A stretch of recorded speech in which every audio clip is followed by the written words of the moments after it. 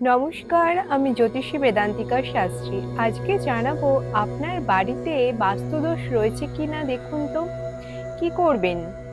একটি কাচের গ্লাসের মধ্যে জল ভরে নেবেন এবং একটি নিখুঁত পাতিলেবু নেবেন। সেই পাতিলেবুটি সেই জলের গ্লাসের মধ্যে রেখে দেবেন। রেখে দেওয়ার কিছুক্ষণের মধ্যেই দেখতে পাবেন যে লেবুটি ভাসছে নাকি ডুবে গেছে।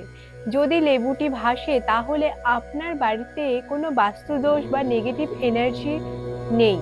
আর যদি লেবুটি জলের গ্লাসের সাথে ডুবে যায় তাহলে বুঝবেন আপনার বাড়িতে নেগেটিভ এনার্জি রয়েছে।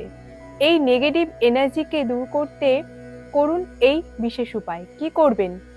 এক বালতি জলে কিছুটা পরিমাণে সন্দক লবণ মিশিয়ে নেবেন এবং সেই জলটি দিয়ে আপনার সারা বাড়ি পরিষ্কার করে